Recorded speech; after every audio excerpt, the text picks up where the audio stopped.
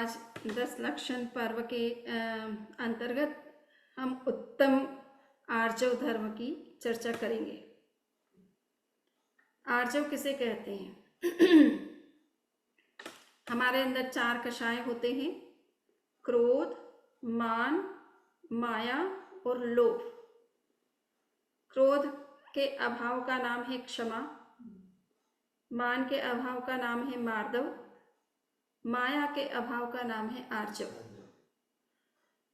तो आर्जव का सीधा आज की भाषा में हम कहें तो सरलता, सिंप्लिसिटी।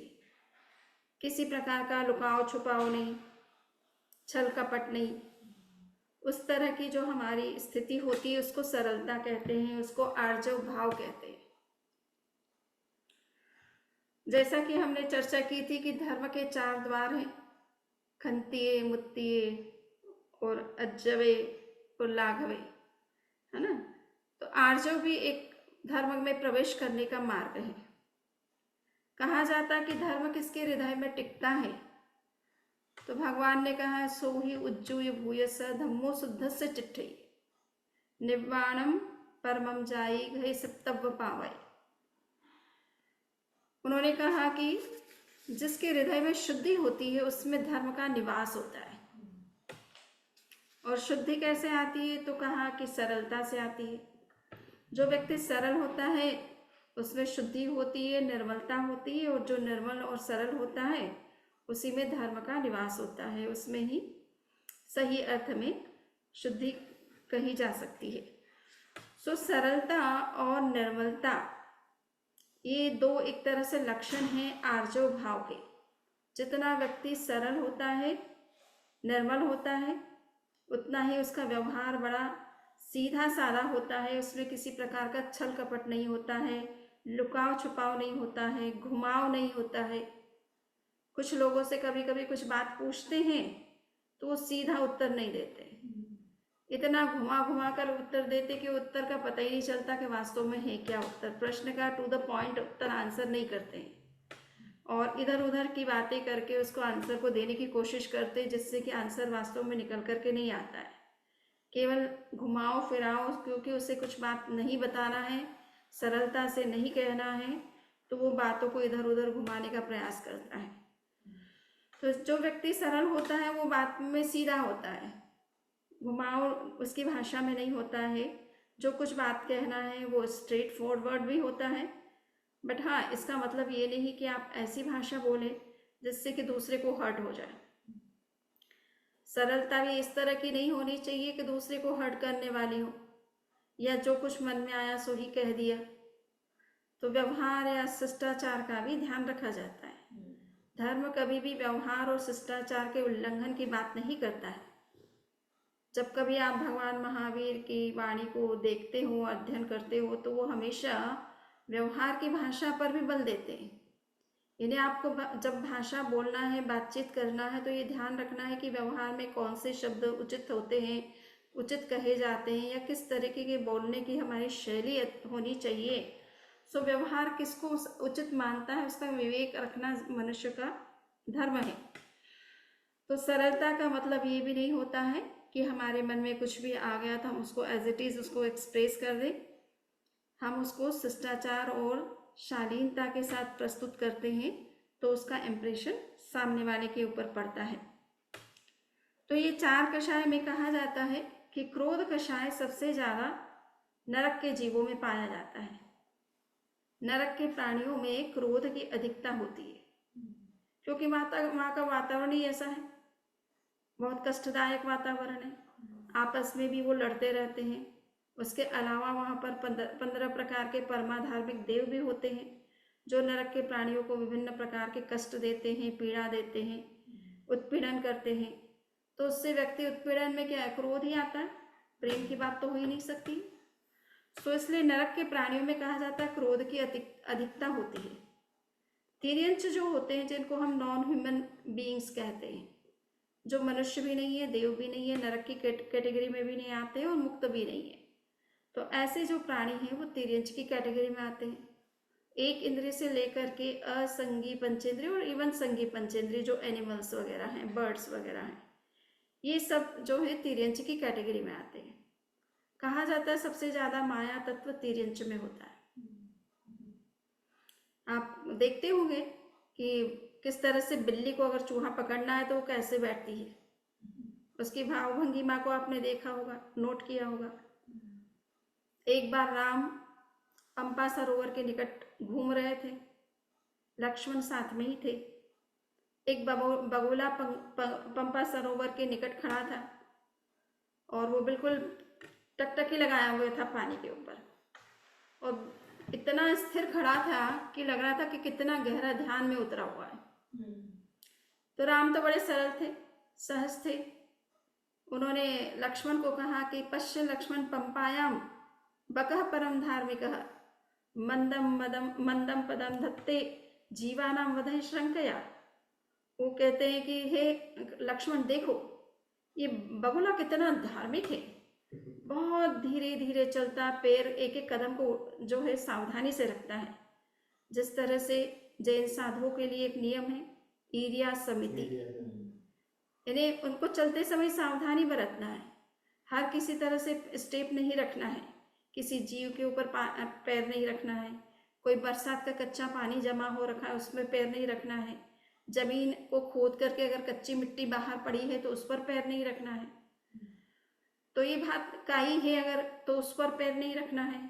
इवन पत्थर पर चलते समय ये भी देखना है कि अगर पत्थर इस तरह से है कि वो फिक्स नहीं है तो उस पर भी पैर नहीं रखना है, क्योंकि अगर वो फिक्स नहीं है तो उसके नीचे भी जीवों की संभावना हो सकती है।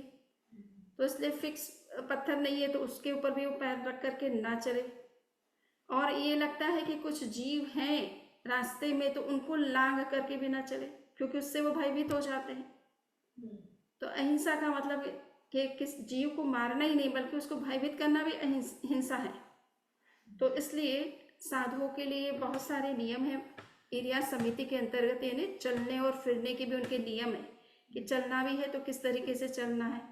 युग प्रमाण भूमि को देख करके चलना। युग प्रमाण यानी हमारे शरीर की जितनी परछाई होती है उतनी परछाई, जितना स्थान जो है आगे से देखे स्टेप रखने से पहले उसका प्रतिलेखन करे, यानी वहां पर किसी तरह के जीव नहीं होना चाहिए, चलते समय कोई तरह की काई पानी इत्यादि नहीं होने चाहिए। तो ये एरिया समिति राम कह रहे हैं कि ये बगुला जो है बड़ा एरिया समिति के साथ चल रहा है, बड़े सावधानी के साथ चल रहा है और ये सोच करके चल रहा है कि किसी जीव की उसके द्वारा हिंसा ना हो। और ये बात तालाब की मछली ने सुन ली जो पंपा सरोवर के अंदर थी। उसने कहा कि राम, आप किसकी प्रशंसा कर रहे हो? किम बका किम वर्ण्यते राम, तुम बगुले की क्या प्रशंसा कर रहे हो? ये ना हम निष्कुलीकृता सहचारी विजानिया चारित्रम सहचारिणा। उस मछली ने राम को संबोधन करके कहा कि हे राम, आप नहीं जानते ये बगुला कोई धार्मिक नहीं है, आप इसका वर्णन मत करो, इतनी प्रशंसा मत करो, ये प्रशंसा के योग्य बिल्कुल नहीं है। इसके कारण मेरा पूरा कुल समाप्त हो चुका है, मैं अकेली रह गई हूँ, मेरे सारी मछलियां मेरे परिवार की सारी इसने खा ली एक एक करके, तो मैं तो निष्कुल हो गई हूँ, यानी मेरे कुल में अब कोई नहीं बचा है मेरे अलावा। ये जो आप देख रहे हो इस व्यक्ति को, इस बगुले को, सहचारी विजानिया चारित्रम सहचारिणा, जो साथ में रहता उसी को पता होता है वास्तव में चरित्र तो उस व्यक्ति का। आप तो बाहर से आए, दूर से इसको देख रहे हैं, आपको नहीं मालूम है कि इसका चरित्र कैसा है। हम जानते हैं इसके चरित्र को। ये कोई ध्यान नहीं लगा रहा है, धीरे धीरे इसलिए नहीं चल रहा कि किसी जीव की हिंसा ना हो, ये तो मछली को पकड़ने के लिए सावधानी से चल रहा है कि कहीं मछली को आभास ना हो जाए कि यहाँ बगुला है।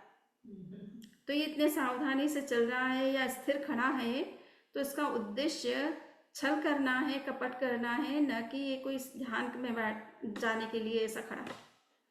सो कहने का इतना ही मतलब है कि हमारे तिर्यंच के अंदर जो है वो माया तत्व माना जाता है।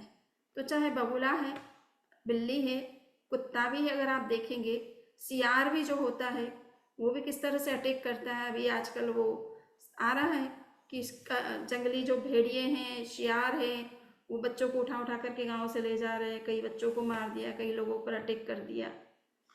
हाँ, तो भारत में इस तरह से उत्तर प्रदेश की कई इस तरह की बातें आ रही है। सो कहने का इतना मतलब हमें भी आश्चर्य हो रहा है कि मनुष्य इतना शस्त्र अस्त्र सब कुछ है और इतना सब कुछ उसने विकास कर लिया, किंतु आज भी जंगली पशु किस तरह से उनके ऊपर अटैक कर जाते हैं, उनके बच्चों को उठा के ले जाते हैं, उनको पता ही नहीं चलता है। तो ये बड़े छलपूर्वक यानी तिर्यंच में माया तत्व की प्रधानता होती है, आपको पता ही नहीं चलता है कि वो कब किस समय अटैक कर देता है। और फिर मनुष्य में अहंकार प्रबल होता है, इसलिए आप देखते हैं कि मनुष्य में मान की वृत्ति होती है, सम्मान चाहता है, प्रतिष्ठा चाहता है, पद चाहता है, ताकि उसका समाज में एक उच्च स्थान बने और लोग उसको सम्मान प्रदान दे। देवों में लोभ ज्यादा होता है, देवों जो स्वर्ग में देव होते हैं उनमें लोभ की प्रधानता होती है, सोने के प्रति, अपने आभूषणों के प्रति आकर्षण होता है, या स्वर्गीय सुखों और संसाधनों के प्रति आकर्षण होता है।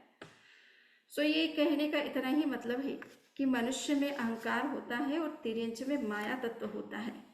तो अगर मनुष्य में माया तत्व की प्रधानता हो जाती है तो कभी कभी वो भी तिर्यंच बन जाता है, जिसमें माया की अधिकता हो जाती है, कभी कभी वो तिर्यंच की कैटेगरी में चला जाता है। तो हम जितने सरल बनते हैं उतना ही हमारा आगे का विकास संभव है, और अगर सरलता की कमी होती है तो कभी कभी हम मनुष्य से तिर्यंच योनि में भी चले जाते हैं। तो सरलता का विकास करने से मनुष्य बनने का एक लक्षण माना गया सरलता। मनुष्य वो ही बनते हैं जो भीतर में थोड़े सरल होते हैं। वापस अगर रिपीटेडली कोई मनुष्य बनना चाहे तो जिसका जीवन बड़ा सिंपल होता है, सरल होता है, सीधा होता है, किसी के साथ छल कपट नहीं करता है, वो व्यक्ति वास्तव अगर धर्म नहीं कर रहा विशेष, किंतु कम से कम ईमानदारी का, ऑनेस्टी का जीवन जीता है, सबके साथ अच्छे संबंध रखता है, किसी को धोखाधड़ी नहीं करता है, तो वो रिपीटेडली मनुष्य बन सकता है। 7 और 8 बार वो मनुष्य के रूप में रिपीट हो सकता है। सो ये मनुष्य बनने की एक शर्त भी मानी जाती है कि मनुष्य में सरलता होनी चाहिए, और तभी वो मनुष्य बनने का अधिकारी भी होता है। कहा जाता है कि सरलता की जब कमी होती है तो उससे हमारे संबंधों में वो कहना चाहिए कि संबंध हमारे खराब हो जाते हैं। भगवान महावीर ने 10वें कालिक सूत्र में कहा है, माया मित्राणि नासेई। माया तत्व जब मनुष्य के अंदर प्रधान होता है तो उससे उसके मित्रता का नाश हो जाता है, उसका कोई मित्र बनना पसंद नहीं करता है, उस पर कोई विश्वास करना पसंद नहीं करता है, उसको सत्य, उसकी बात अगर सत्य भी है तो उस पर विश्वास नहीं होता है। कहा जाता है एक बच्चा था, कभी कभी मजाक में भी हम असत्य बोल जाते हैं या जो बात जैसी है वैसी नहीं कहते हैं, तो उससे भी लोगों में अविश्वास हो जाता है। मन में तो कुटिलता नहीं है, किंतु अगर भाषा में भी हमारे सरलता नहीं है तो भी लोगों में अविश्वास हो जाता है। और एक प्रसिद्ध कहानी है, एक गडरिया जंगल में जाता था और भेड़े लेकर के जाता था, बकरियों को लेकर के जाता था, और उसको एक मजाक सूझ गया कि ये देखते हैं लोग जंगल में तो यूँ तो जनरली लोग आते जाते नहीं है, दूर दूर तक थोड़े लोग बसे हुए तो थे आसपास में जंगल के, तो उसने सोचा कि लोगों को किस तरह से बुलाया जाए। तो मजाक उसको सूझ गया, तो उसने कहा कि अरे बचाओ बचाओ बचाओ। लोग दौड़, आसपास में जैसे ही आवाज़ सुनाई दी तो सोचा कि अरे बच्चे के साथ क्या हो गया, देखो जा कर के पास में आते हैं, तो कि मैं तो मजाक कर रहा था। दूसरी बार फिर उसने ऐसे ही किया, फिर भी लोगों ने, जिन लोगों ने पहले नहीं सुना था वो इस बार सुन करके आ गए, उन्होंने देखा कि ये वापस मजाक कर रहा है। तीसरी बार वास्तव में शेर आ गया और वो फिर बचाओ बचाओ बोलता है, तो उसकी बात पर विश्वास नहीं करते लोग, उसे बचाने के लिए नहीं आते और शेर अटैक कर देता है। तो कहने का मतलब है कि भाषा में भी हमारे कहीं लुकाव छुपाव या इस तरह का चीटिंग का नेचर नहीं होना चाहिए। इवन मजाक में भी हम अगर कोई बात कह देते हैं तो लोगों का फिर अविश्वास हो जाता है, हमारी बात पर विश्वास नहीं होता है।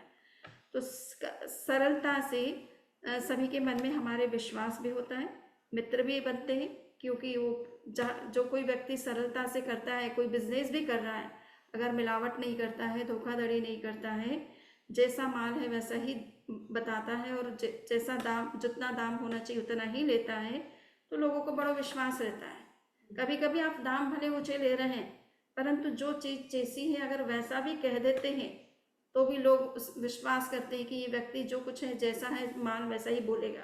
मान चाहे इसकी कीमत ज़्यादा हो सकती है इनकी दुकान पर जाने पर, किंतु ये धोखा नहीं देता है।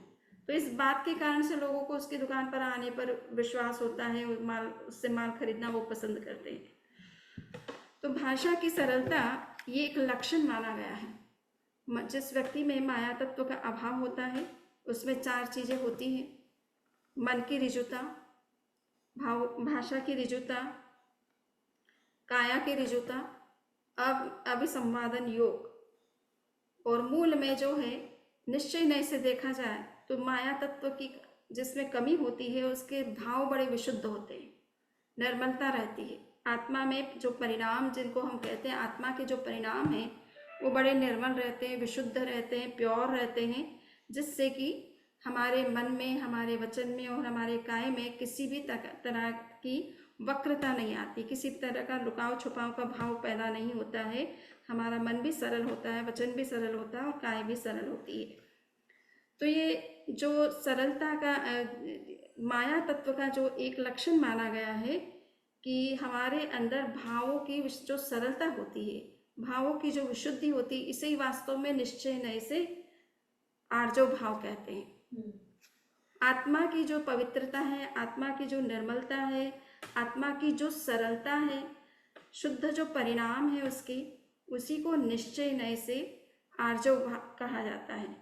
और जिसके परिणाम अच्छे हैं और उसका मन भी अपने आप अच्छा हो जाता है, पॉजिटिव हो जाता है, उसकी वाणी भी अच्छी हो जाती है और उसके कर्म भी अच्छे हो जाते हैं। किंतु भावों में जहाँ निर्मलता नहीं होती है और ऊपर से हम भाषा बहुत अच्छे से यूज़ करते हैं या शरीर से हम ऐसी चेष्टाएं प्रदर्शित करते हैं कि हमारे मन में कुछ नहीं है, तो वो वास्तव में एक तरह से स्वयं से भी धोखा है और उससे भी धोखा होता है। शालीनता और शिष्टाचार के नाते ऐसा किया जाता है तो उसको हम धोखा नहीं कहते हैं, किंतु हम अंदर में वास्तव में कुछ और भाव रखते हैं और सामने वाले को मिसगाइड करने के लिए कुछ इस तरह का व्यवहार या भाषा का प्रयोग करते हैं, तो वो माया तत्व के अंतर्गत आता है। तो ये भावों की विशुद्धि, ये निश्चय नय से आर्जव भाव कहलाता है। आत्मा के परिणामों की जो शुद्धि है, माया तत्व का जो अभाव है आत्मा के अंदर, उसी का नाम वास्तव में आर्जव है। और इसके रहते ही हमारी भाषा, मन और व्यवहार में सरलता बनी रहती है, किसी तरह की वक्रता या कुटिलता या टेढ़ापन नहीं होता है। जब कभी माया तत्व को समझाया जाता है 25 बोलों के अंदर या 100 बोलों के अंतर्गत, तो उसकी तुलना किससे की जाती है? माया तत्व को समझाने के लिए मेढ़े के सिंग का उदाहरण दिया जाता है। मेढ़ा होता है शिव, हाँ, शिव जो होता है उसकी जो सिंग होते हैं वो बहुत टेढ़े होते हैं, उनको इजीली सीधा कोई नहीं कर सकता है, वो हमेशा जैसे हैं वैसे ही रहते हैं। तो ये टेढ़ापन जो है इस बात को सूचित करता है कि उसके अंदर माया तत्व है। यद्यपि उस सिंह के कारण से उसमें माया तत्व है, शिव तो यूँ सबसे ज़्यादा इनोसेंट प्राणी माना जाता है, पर समझाने के लिए माया तत्व का स्वरूप क्या होता है ये समझाने के लिए मेढ़े के सिंह का उदाहरण दिया जाता है कि वो जिस तरह से टेढ़ा होता है वैसे ही हमारे आचरण में, हमारे व्यवहार में, हमारी भाषा में कुटिलता आ जाती है। और जैसे ही कुटिलता आती है वैसे ही हमारे आपसी जो संबंध है उनमें भी दुराव होता है और विश्वास की भी बहुत कमी हो जाती है।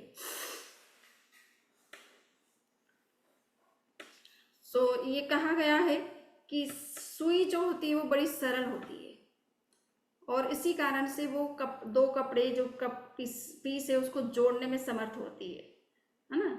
सुचि संधत्ते सरला सुचि, सुई जो है सीधी होने के कारण से दो चीजों को जोड़ पाती है, किंतु कहा जाता है वक्रा छेदाए कर्तरी, कैंची जो है वो टेढ़ी होती है और इसलिए वो छेदन का काम करती है ना, दो टुकड़े अगर जुड़े हुए तो भी उसको अलग कर देती है।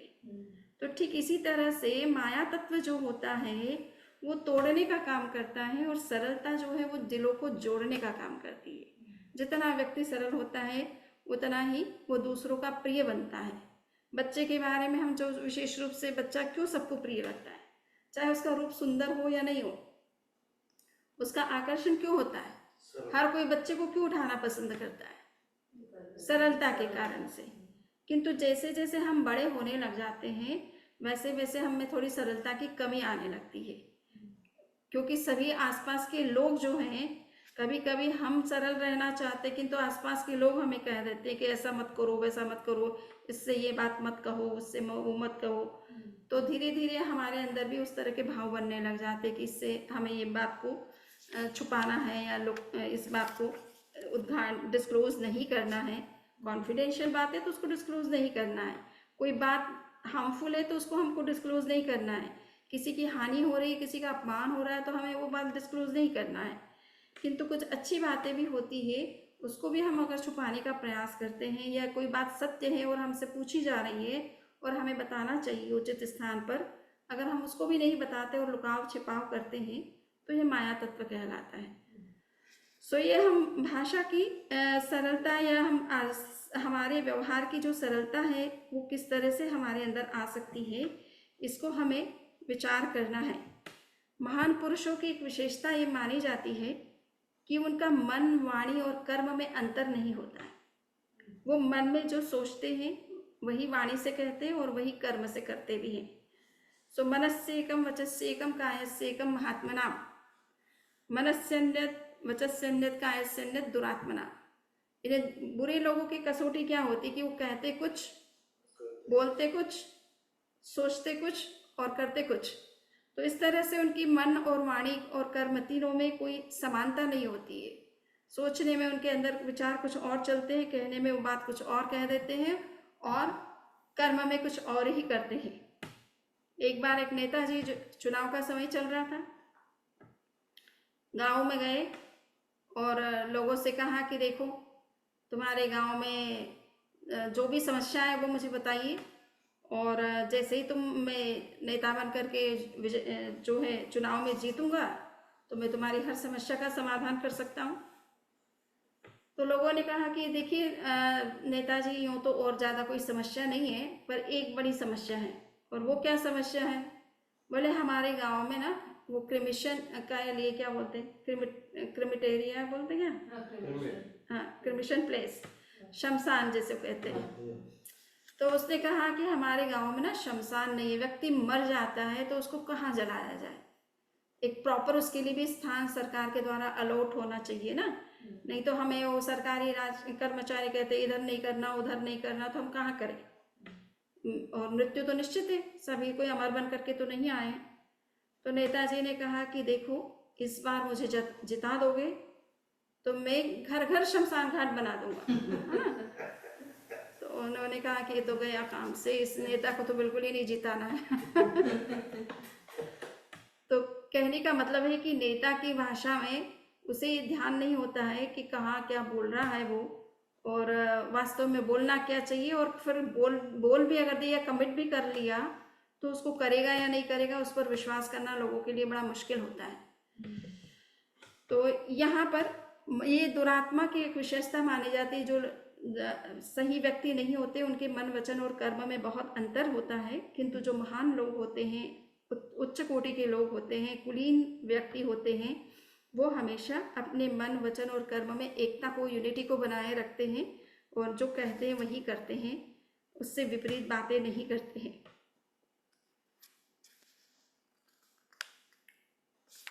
कहा जाता है कि जो व्यक्ति सरल होता है उसके अंदर इंट्यूशन पावर बहुत होता है अपने आप में, और कभी कभी उसकी वाणी की भी बहुत सिद्धि हो जाती है। सरल व्यक्ति अपने मुंह से अगर कोई बात कह देता है तो वो सिद्ध भी हो जाती है, और उसे आभास भी हो जाता है, उसे स्पष्ट कोई बात पता चल रही है या नहीं चल रही है, किंतु सरलता के कारण उसे आभास हो जाता है कि क्या होने वाला है, तो वो पहले से सावधान भी होता है। कहा जाता है एक बुढ़िया जा रही थी रास्ते में, उसके सिर पर गठड़ी थी अपने सामान की, और एक युवक पास से निकला तो बुढ़िया ने उससे रिक्वेस्ट किया कि भैया थोड़ी देर के लिए, तुम्हारे पास तो घोड़ा है, क्योंकि प्राचीन समय में यूँ तो गाड़ियाँ नहीं थी, पैदल चलना पड़ता था, तो तुम ये थोड़ा मेरा सामान उस अगले गांव तक ले चलो। उसने कहा कि ठीक है, कि थोड़ी दूर तक ले चलो, बाद में मैं ले लूँगी। उसने ले लिया सामान और बुढ़िया चलती रही अपने तरीके से, और एक स्थान पे जाकर उसने कहा कि अब दे दो मुझे, तो उसने भी दे दिया। कुछ समय के बाद में युवक के मन में आया कि अरे, ये बुढ़िया का माल जो है, इसकी गठड़ी में क्या चीज़ें थी, मैंने देखा तो नहीं, अगर ये गठड़ी लेकर के मैं भाग गया होता तो बुढ़िया मेरा पीछा नहीं कर सकती थी। तो परंतु अब मैं तो चांस चुक गया, वापस देखता हूँ, मांगता हूँ, और कहीं अगर मिल जाता है तो हो सकता है बुढ़िया बेचारी अपने किसी गांव में दूसरे गांव बसने जा रही तो उसके पास पैसा जेवरात कुछ भी होंगे इसके अपने सामान के अंदर। तो उसने कहा कि माँ जी ऐसा करो, लाओ थोड़ा देर और मैं ले चलता हूँ आपकी गठड़ी को। तो उसने कहा कि नहीं नहीं नहीं अब नहीं दूंगी। तो उसने कहा कि अरे ऐसा क्यों? तो बोले कि पहले की बात अलग थी और अब की बात अलग है। कि अब बात क्या अलग होगी कि जो तुझे कह गया वो मुझे भी कह गया, है ना। तुम्हारे मन में जो विचार आया है वो मुझे भी आभास हो गया उसका। अब मैं किसी भी कीमत पर तुम्हें ये गठड़ी देने वाली नहीं हूँ, मुझे कितना ही देर दूर तक चलना पड़े मैं अपना सामान अपने पास में ही रखूंगी। सो कहने का इतना ही मतलब है कि सरलता जब मनुष्य के अंदर होती है तो वो अपने भीतर में उसका इंट्यूशन पावर भी बहुत स्ट्रांग हो जाता है और उसकी वाणी में भी बड़ा तेज आ जाता है, बड़ा प्रभाव आ जाता है, और इसी कारण से उसकी कही हुई बात बहुत जल्दी सिद्ध भी हो जाती है। तो ये सरलता हमारे भीतर कैसे आए ये हमें खास समझना है। और सरलता के लिए हमने जैसा कहा कि मन की शुद्धि, मन की जो सरलता है उसका मतलब है कि पॉजिटिव थिंकिंग का हमारे अंदर कितना विकास हो सकता है। जितना हम मन का में पॉजिटिव थॉट्स रखते हैं उतना उतना हमारे भीतर में सरलता का विकास होता जाता है। इसी तरह से वाणी में हम जितने पॉजिटिव वर्ड्स यूज़ करते हैं, औरों को हेल्प करने के लिए, औरों के लिए कल्याण के लिए कुछ सोचते हैं या कहते हैं, तो हमारी वाणी में सरलता आने लग जाती है। और इसी तरह से दूसरों के लिए हम किसी काम में आ सकते हैं, उनके साथ हमारा अच्छा व्यवहार हो सकता है, तो वो एक पॉजिटिव हमारा जो बिहेवियर है वो हमारे अंदर सरलता को उत्पन्न करता है। और अंतिम जो बात है कि अविसंवादन योग, यानी जो व्यक्ति सरल होता है उसकी कथनी और करने में कभी द्वैत नहीं होता, वो डिफरेंट नहीं होती, वो एक ही होता है, यानी जो कहता है सो करता है। तो इस तरह का जो अविसंवादन योग जिसे कहा जाता है कथनी और करने में समानता, इस तरह का व्यवहार उस व्यक्ति के भीतर बनता है जो सरल होता है, जो ऋजु होता है और मन में किसी तरह की कुटिलता या किसी के साथ छल कपट करने का भाव नहीं रखता है। सो सबसे अधिक जो समझने की बात इतनी ही है कि हमारे भीतर सबसे पहले भावों की विशुद्धि का होना आवश्यक है। और दिगंबर परंपरा में इसी बात पर विशेष बल दिया गया है। व्यवहार तो हमारा उसका रिफ्लेक्शन होता है, हमारे भीतर का रिफ्लेक्शन हमारा व्यवहार होता है, चाहे मन के विचार हो, चाहे वाणी का एक्सप्रेशन हो, और चाहे हमारे किसी तरह के बिहेवियर हो, वो हमारे भीतर का रिफ्लेक्शन है। भीतर में अगर आपकी अच्छाई है, सरलता है, सहजता है, शुद्धता है, विनम्रता है और छलना नहीं है किसी तरह की, तो आपके व्यवहार में वो उस अपने आप वो चीज़ें रिफ्लेक्ट करती है। इसलिए हमें मूल विशेष इस बात पर ध्यान देना है कि हमारे आत्मा की शुद्धता कितनी बढ़ सकती है, भावों की विशुद्धि कितनी बन सकती है। और भाव विशुद्धि ही जैन धर्म का मूल क्रक्स है। जितनी भी जैन साधना है, टीचिंग्स है, जितनी भी प्रैक्टिसेस है, उसका मूल आधार क्या है? वीतराग भाव को प्राप्त करना, वीतरागता, राग द्वेष से मुक्त ऊपर उठना, कषायों से ऊपर उठना। तो ये जो कषाय मुक्ति है यही मूल वास्तव में मोक्ष है। आचार्य हरिभद्र ने कहा कषाय मुक्ति किल मुक्ति रेव, मोक्ष और कुछ नहीं है। आपके भीतर के जो कषाय है वो जब समाप्त हो जाएंगे उस दिन मुक्ति ही है, चाहे आप धरती पर ही हैं तो भी मोक्ष ही है वो। ये वो मोक्ष सुविहिता नाम, जिसका आचरण अच्छा है, जो कषाय से मुक्त हो चुका है, उसको कोई वहाँ उस यूनिवर्स के टॉप पर जाकर उस मोक्ष में स्थिर होने की भी ज़रूरत नहीं है। वो धरती पर रहते हुए भी मुक्त की तरह ही रहता है, वो कभी बंधनग्रस्त भी नहीं होता है, और मुक्ति का जो आनंद है उसको महसूस होना चाहिए, वो धरती पर ही उसको अनुभव में आ जाता है। तो उसके लिए कोई यहाँ धरती पे रहे या मोक्ष में जा कर के रहे, उसमें कोई फर्क नहीं पड़ता है। तो ये आपसे मैंने खास आज की जो विषय था यही था कि सरलता का मतलब है हमारे भावों की विशुद्धि, पॉजिटिविटी, और वो जितनी जितनी हमारे अंदर बढ़ती है उतनी उतनी ही हमारे अंदर जो है सरलता का विकास होता है। हमारा मन, हमारा वाणी और हमारा कर्म सभी बहुत पॉजिटिव होने लग जाते हैं। कभी कभी आपको व्यवहार में ऐसा महसूस हो सकता है कि कुछ बातें किसी व्यक्ति से नहीं कहना चाहते, और इसलिए उसको लुकाना या छुपाना पड़ता है, ठीक है ना। जैसे उदाहरण के लिए एक सेठ थे, उनके 2 पुत्र थे, और सेठ की जब का स्वर्गवास हो जाता है, डेथ हो जाती है, तो उसके बाद में पुत्रों में आपस में थोड़ा कुछ बातों को लेकर के डिस्प्यूट हो जाता है, और वो बंटवारा होता है, और बंटवारे में सारी चीज़ें आधी आधी तो हो जाती है, किंतु एक अंगूठी एक्स्ट्रा थी। तो बड़ा भाई चाह रहा था कि ये अंगूठी मुझे मैं रखूँगा, और छोटे भाई को भी आग्रह था कि तो आप क्यों, मैं रखूँगा इस अंगूठी को। अब दोनों के बीच में इतना बड़ा डिस्प्यूट होने लगा कि अब छोटी सी अंगूठी के लिए उनकी काफ़ी कुछ आपस में डिस्प्यूट बहुत बढ़ रहा था। तो एक मध्यस्थ व्यक्ति को बुलाया जो कि बड़ा समझदार था। उसने कहा कि अच्छा, आप लोगों का एक अंगूठी को लेकर के केवल डिस्प्यूट है ना, तो आप अपन इस चीज़ के लिए 2 दिन मुझे समय दीजिए, और पहले आपकी अंगूठी दे दीजिए मुझे, ताकि मैं उस अंगूठी को देख लेता हूँ कि उसमें क्या ऐसी चीज़ है जो जिसके कारण तुम दोनों इतना लड़ रहे हो, और इतनी क्या मूल्यवान है, कोई मतलब कोहिनूर हीरा है इसमें लगा हुआ, क्या चीज़ है इसमें, या गोल्ड, कोई स्पेशल गोल्ड है इसका। तो उसने कहा कि मैं चेक कर लेता हूँ, पहले इसका मूल्य भी देख लेता हूँ कितना क्या है, और 2 दिन बाद अपन जो है निर्णय करेंगे कि किसको ये अंगूठी मिलनी चाहिए। अंगूठी लेकर के चले गए, और दूसरे दिन बड़े भाई को अपने पास में बुलाया और कहा कि देखो, अंगूठी मैं तुमको दे सकता हूँ, पर ये ध्यान रखना है तुम्हें कि अंगूठी उस छोटे भाई को पता नहीं होना चाहिए, तुम कभी अपनी अंगुली में पहनोगे नहीं, उसको दिखाई नहीं देनी चाहिए। तो उसने कहा कि आपकी शर्त माननी है मुझे, मैं ऐसा कुछ नहीं करूँगा, आप मुझे मुझे अंगूठी दे दीजिए। तो उन्होंने सेम टाइप की 2 अंगूठियाँ बनवा ली, एक उसको दे दी।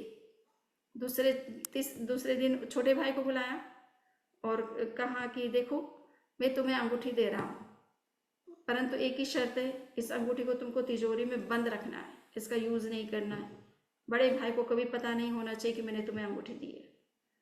तो उसने कहा कि मेरे को सारी शर्तें आपकी मान्य है, बट मुझे अंगूठी मिलनी चाहिए। उन्होंने उसको भी अंगूठी दे दी। सेम टाइप की जो 2 अंगूठियाँ बनाने से दोनों को पता नहीं चला कि वो अंगूठी असली कौन सी है और बनाई हुई कौन सी है। तो कहा जाता है कि ये अगर उस तरह का व्यवहार को हम क्या कहें, छल कहें, कपट कहें, माया कहें, या सरलता कहें, या शिष्टाचार, या विवेक कहें, इसको क्या कहना चाहिए इसको। आचार्य श्री महाप्रज्ञ जी का कहना है कि ऐसी कंडीशन में व्यक्ति जब डिस्प्यूट होता है, अनावश्यक संघर्ष होते हैं, लड़ाई होती है, उसको अगर समाप्त करना है तो कोई दूसरा पॉजिटिव अल्टरनेटिव तरीका भी खोजना पड़ता है। तो उन्होंने अच्छा समझदारी का परिचय दिया।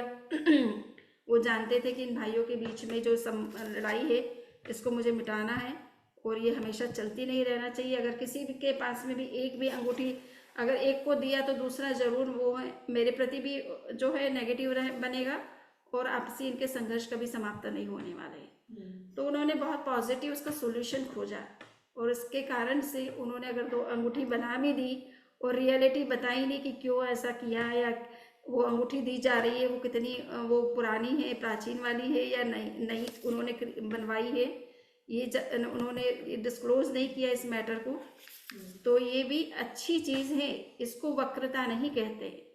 यानी भावों के आपके अंदर है, भीतर में अगर परिणाम आपके गलत है, धोखा देने के भाव है, छल कपट करने का अगर आपके अंदर भीतर में भाव इस तरह का है, तो फिर आपका व्यवहार जो है वो माया तत्व के अंतर्गत आता है।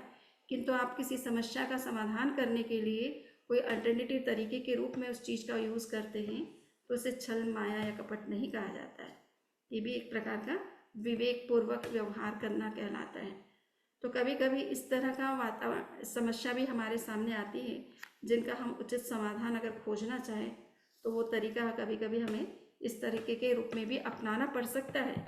किंतु उसको माया तत्व तभी कहा जा सकता है जब हमारे भीतर के परिणाम भी जो हैं वो उचित राइट नहीं हो, गलत हो, छल या कपट करने के भाव हो, तभी उसको हम माया तत्व के अंतर्गत लेते हैं।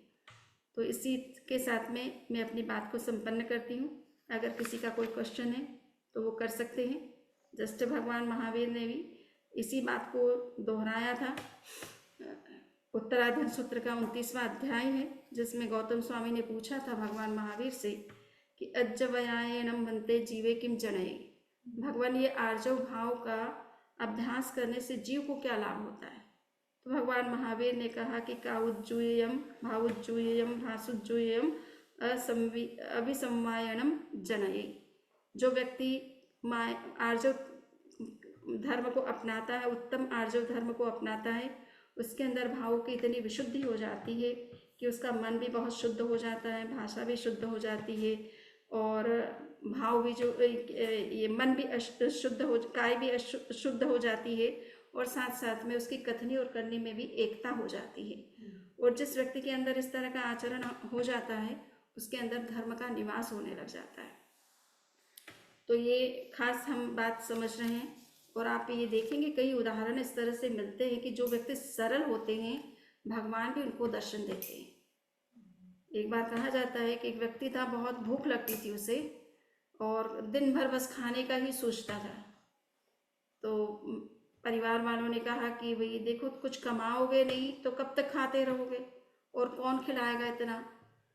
तो उसने कहा कि अब क्या कर सकता हूँ, मुझे भूख इतनी ज़्यादा लगती है, और जब खाता हूँ तो इतना खा लिया जाता है कि नींद आती है। अब काम करने जाऊँ और वहाँ पर नींद लेता हूँ तो मुझे निकाल दिया जाता है। तो अब मेरी भी अपनी समस्या है। तो परिवार वालों ने कहा कि भाई तुम्हारी समस्या का कहीं ना कहीं तुम्हें समाधान खुद को खोजना है। अब ज़्यादा तुम किसी के ऊपर डिपेंडेंट नहीं रह सकते हो, तुम अपना जो भी जॉब करो और अपना खुद गुजारा करो। तो वो व्यक्ति सरल तो था बहुत, उसने देखा कि अब कहीं ना कहीं तो मुझे जुगाड़ करना ही पड़ेगा, भूख तो लगती है, खाना तो रोज का चाहिए। तो उसने देखा कि एक मंदिर के पंडा बैठे हुए थे, बहुत मोटे ताजे। उसने कहा बस इनके पास चला जाना ठीक है। उनके पास गए और उनसे कहा कि आप मुझे कुछ काम दीजिए।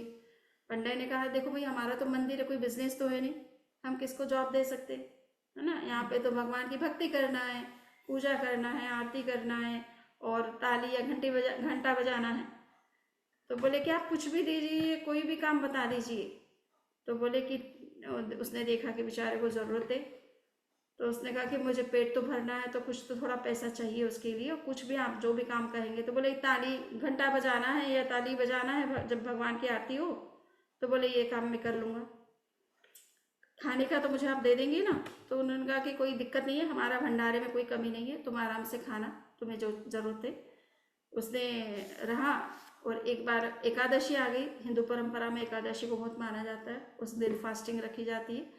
वैसे जैन की तरह फास्टिंग शायद ही करते होंगे, बट उस पंडित ने कहा कि भाई आज एकादशी है, तुम भी फास्टिंग रखो। उसने कहा कि ये तो संभव ही नहीं, हाँ खाए बिना दिन में मुझे तो जितनी बार दो उतनी बार ही मैं खाना चाहूँगा, मुझे फास्टिंग तो मैं कर ही नहीं सकता। आप अपने और भक्तों से कहो, उनसे फास्टिंग कराओ, मुझे तो कुछ खाने को दे दो। बोले कि आज तो रसोई में कुछ नहीं बना है। तो बोले अच्छा, तो कुछ तो करो मेरा उपाय। तो बोले ठीक है, तुम्हें मैं आटा चावल दाल जो भी है चीज़ें वो दे देता हूँ, पर यहाँ भंडारे के यहाँ नहीं कुछ पका सकते हो, तुम जाओ अपने जंगल में अलग से पका करके खा लो, पर याद रखना कि खाने से पहले भगवान को भोग जरूर चढ़ा देना। अब उसने कभी उसने मूर्ति को तो देखा, पर भगवान को कैसे भोग चढ़ाना, जंगल में भगवान कहाँ से आएंगे ये पता नहीं उसको। तो उसने जैसे ही खाने बैठा तो सोचा कि नहीं, महंत जी ने कहा है मुझे भोग चढ़ाना है। तो उसने खाना बनाया और फिर आवाज़ देना शुरू किया, भगवान जी आ जाइए, पहले आप भोग ले लीजिए ताकि मुझे भूख लगी है, जल्दी खा सकता हूँ। तो कहा जाता है कि थोड़ी देर बाद राम जी आ गए और उन्होंने उसके साथ बैठ कर के खाना खाया। उसने कहा कि देखो मैंने इतना बनाया, आधा तुमको दूंगा आधा मैं खाऊंगा। ठीक है, राम जी ने कहा ठीक है। दूसरी बार फिर खाना उसने कहा कि गया महंत जी से, फिर दूसरी एकादशी आई, तब उसने कहा कि भैया मुझे आज थोड़ा ज़्यादा देना, क्योंकि पिछली बार जब भगवान जी आए थे तो अपने साथ में एक और औरत को भी लेके आ गए थे, सीता जी भी आ गई थी, तो मुझे क्या है कि अपना हिस्सा उसको बांटना पड़ा। तो थोड़ा आप ज़्यादा दे दो कि पता नहीं होता है राम जी के साथ में वो सीता जी फिर आ जाए। तो उन्होंने कहा कि अरे ऐसा कैसे हो सकता है, राम जी और सीता जी कहाँ, इसको ये भोला भंडारी को मिल गया। तो उसने सोचा कि चलो मांगा है तो दे दिया, उसको दे दिया। तो देखा कि दूसरी बार जो है राम जी सीता जी और के साथ साथ में लक्ष्मण जी और आ गए। तो उसने कहा कि अरे भाई आप ये और तीसरे को क्यों लेकर के आ गए। बोले ये मेरा भाई है, इसको भी साथ में रखता हूँ मैं। तो उसने कहा कि अब ये तुम्हारी प्रॉब्लम है, तुम्हारे भाई को क्या खिलाना, मैं तो जितना देना है उतना ही दूंगा, आप अपना हिस्सा बांटो उसके साथ में। राम जी ने कहा कोई बात नहीं, तुमको जितना देना उतना दे दो। तीसरी बार फिर वैसे ही एकादशी आई, फिर खाना बनाया, फिर भगवान जी को भोग लगाने लगा, क्योंकि जल्दी आ जाओ। तो हनुमान जी के साथ आ गए राम जी। उन्होंने कहा कि देखो बड़ी प्रॉब्लम है, तो आपको एक को बुलाया था, आप एक के साथ 3-3 को लेके आ गए। अब मेरे पास इतना कुछ खिलाने को नहीं है, आप जानो और आपका काम जाने, मेरे पास में जो जितना सामान है ये ले लो और खुद पकाओ खुद खाओ। तो राम जी ने कहा कि लक्ष्मण जी अब अपने को पकाना है, करो। उधर महंत जी ने सोचा कि ये हमेशा ज़्यादा मांग के जाता है और कहता है कि मुझे भगवान जी आते हैं और सीता जी आते हैं, लक्ष्मण जी आते हैं मुक्त मुक्त। तो चुप करके देखता है कि वास्तव में आते हैं या मेरे से धोखा करता है। देखा तो वास्तव में राम जी वगैरह उसको दिख नहीं रहे, पर वो बातचीत कर रहा है तो पता चल रहा है कि राम जी उनसे कुछ कह रहे हैं और वो राम जी से कुछ कह रहा है। तो उसने कहा कि अरे भोला, तेरे को राम दिखाई दे रहे हैं, सीता दिखाई दे रही, हनुमान जी दिखाई दे रहे हैं, बट मुझे तो कोई नहीं दिख रहा है, तो मुझे भी थोड़ा दर्शन करा दो।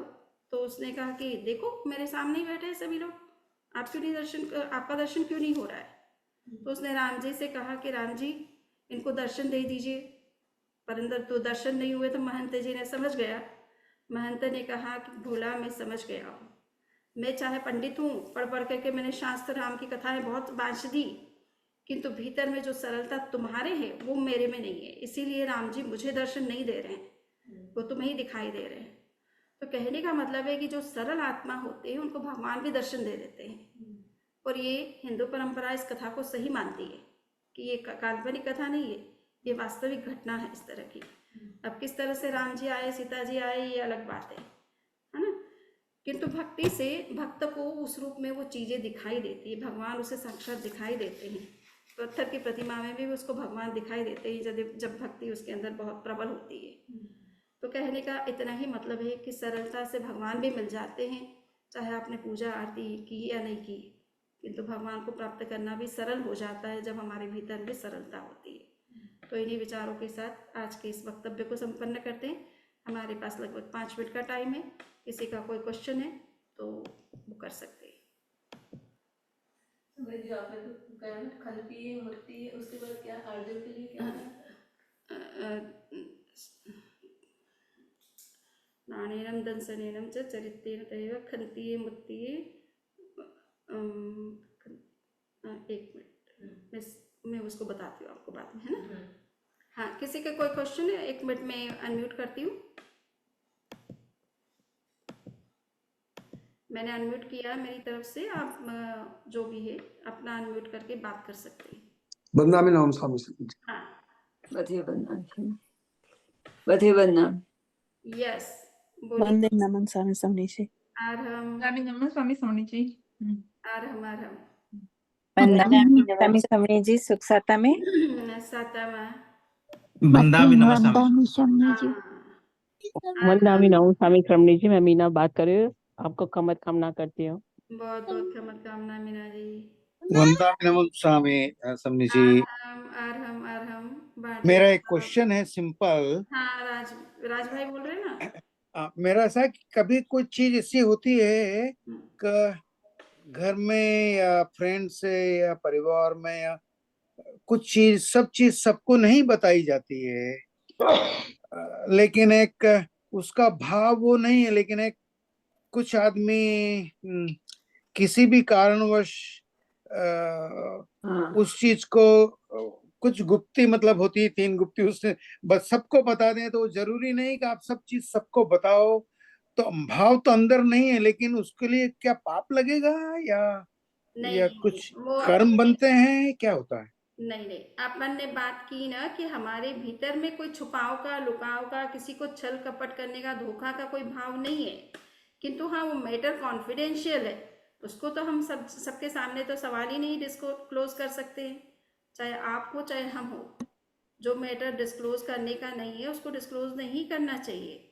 ये भी एक नियम है शास्त्र का, एथिकल एक नियम भी है कि कुछ बातें गुप्त होती है, उन गुप्त बातों को डिस्क्लोज करना भी पाप है ना।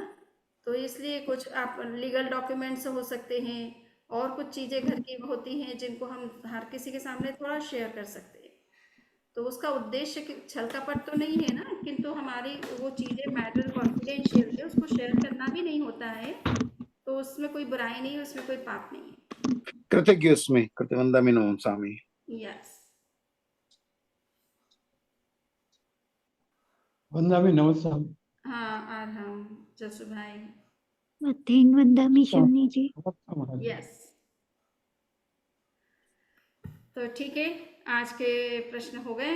और वंदामि नमस्कामि शमनी जी, साथ में रहिए। कृतज्ञोस्मि। हाँ, कैसे हैं तुम्हारी तपस्या चल रही है या पारना हो गया? वंदामि आज पढ़ना कर लिया था, वो पढ़ रहे थे तो आज हाथ जोड़ लिए। अच्छी बात है। छोटे शमनी जी के साथ है। हाँ बिल्कुल साता है। ये बहुत बढ़िया है। कृतज्ञोस्मि वंदामि साथ में रहिए। ठीक। छोटे शमनी जी को भी स्वामी कृतज्ञोस्मि। जी, वंदे नमन स्वामी समणी जी। और हम तो स्वामी जी अभी ध्यान नहीं होता ना, ध्यान जो अभी कराती अभी थी। अभी चूंकि ये क्या है, 10 लक्षण पर्व चल अच्छा। रहा है ना, तो हाँ, अभी हाँ, प्रवचन लोग अच्छा। सुनना चाहते हैं, इस वजह से प्रवचन चल रहा है। हाँ, हाँ, 10 लक्षण पर्व फिनिश हो जाएगा, मीन्स कम से कम समझ लीजिए कि 16 तारीख तक चलेगा, 17 तारीख से ध्यान शुरू हो जाएगा। अच्छा। पति बदनाम। अच्छा। ठीक है। मंगल पाठ करो। ठीक है। चत्तारि मंगलम अर्हंता मंगलम सिद्धा मंगलम साहु मंगलम केवली पुण्यतो धमो मंगलम। चत्तारि लघुत्तमा अर्हंता लघुत्तमा सिद्धा लघुत्तमा साहु लघुत्तमा केवली पुण्यतो धम्मो लघुत्तमो। चत्तारि शरणं प्रवज्जामि अर्हन्ते शरणं प्रवज्जामि सिद्धे शरणं प्रवज्जामि साहु शरणं प्रवज्जामि केवली पुण्यतं धम्मं शरणं प्रवज्जामि। वंदामि नमस्कामि। सुखसता सुख साथ कृतज्ञोस्मि कृतज्ञोस्मि कृतज्ञोस्मि। वंदामि नमस्कामि। यस। हम्म। हाँ, कौन बोल रहा है? व्योम बोल रहा है या सिद्धि बोल रही है? वो व्योम बोला था वंदा में। ओके, शिल्पा, मधु जी। वंदा में राजा। स्वामी समणी जी, मैं हाँ, मधु बोल रही हूँ। ठीक है, चालू बहन, हिना बहन, ओके। विकास, हाँ, ठीक है, सबको साधुवाद बहुत बहुत ज्वाइन करने के लिए।